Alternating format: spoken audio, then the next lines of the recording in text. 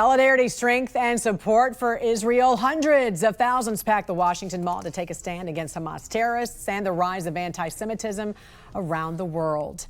Executive Vice President of the Orthodox Union, Rabbi Moshe Hauer, joins us this morning. Good morning to you, Rabbi. Great to have you here on the National Desk.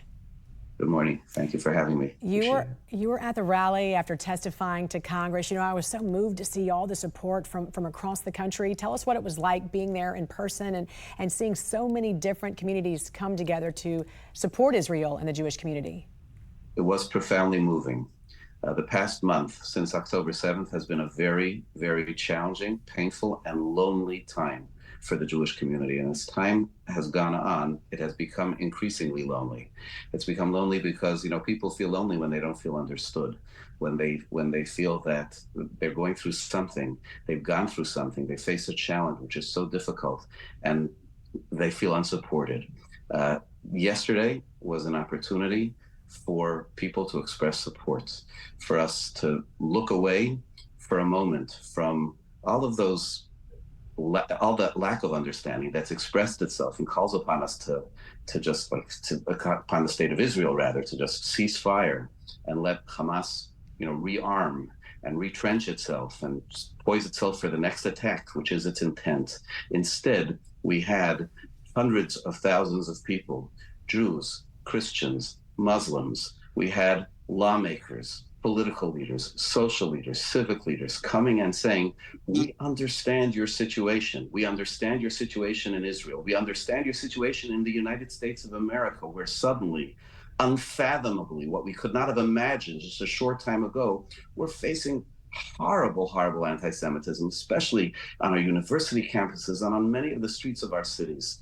It was very affirming.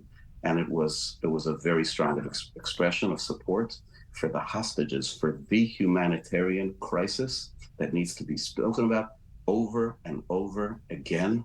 240 people from a 9-month-old to an 80-something-year-old held captive. There is absolutely, there's, you know, people can debate the laws of war.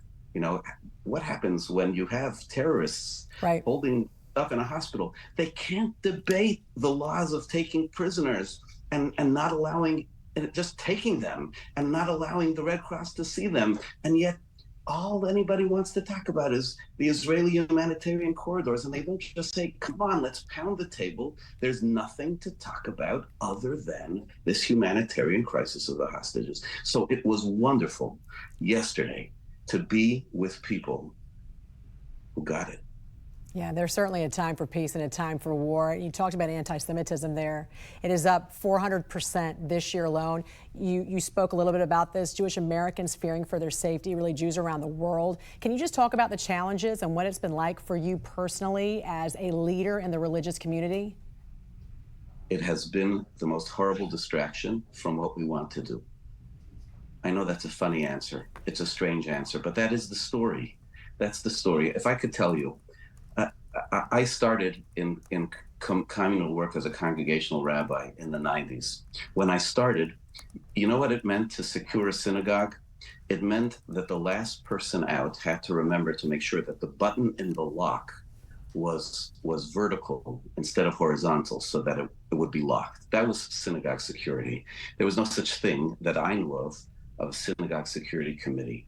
Today, the most active committee of any synagogue is the security committee. We have cameras, we have double locks, we have armored glass. We have dedicated so much of our time and our brain space to protecting ourselves rather than simply building our identity, building our Jewish connection, building our faith community. And so I know that that's a strange answer. It's been so disorienting to us on so many levels to be facing anti-Semitism in the United States of America. We still can't believe that it is happening here. And how do we get to this place? How do we get to this point in society where it is so rampant and young people think it's okay and they're chanting these slogans and they have no idea what they mean? They even say that and admit it later? It's a great question. It's a great question. Something happened In a sense, as a Jew, we don't ask a question about how anti-Semitism happened because it's a chronic condition. We faced this for 3,000 years. But there still has to be a rationale. And the rationale is superficiality. The rationale is narratives of oppression and the oppressed. And somehow, like Jews, like we almost laugh, we suddenly became, the whites. The white supremacists always tried to get rid of us, and now suddenly we are considered to be the white oppressors. The Jewish community is a community which is made up of every dimension from every part of the world, and is so dedicated. Our biblical credo is love the stranger. We try to welcome everybody. The Jewish community has been at the forefront of every progressive cause, of every act to care for the needy, for those who have it.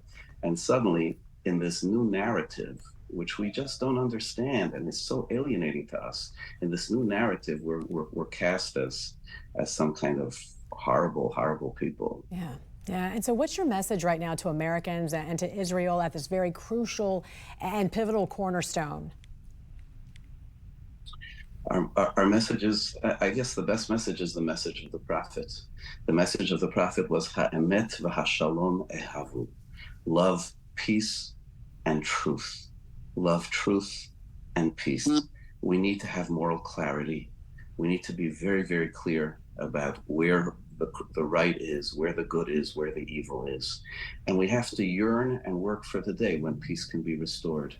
We love peace. We love peace. I interrupted my prayers to come and talk to you. We end every prayer. We end multiple times. Every Kaddish prayer we end with a prayer for peace. Every act that the Israeli army is doing is an act of protection. This stuff looks horrible. The optics are terrible because sometimes to protect yourself, you have to destroy an enemy. But we love truth and we love peace. And when the world joins us, we'll be in a... All right, I'm praying for you. Thank you so much for joining us this morning, Executive Vice President of the Orthodox Union, Rabbi Moshe Hauer. An honor to have you on and to talk to you this morning.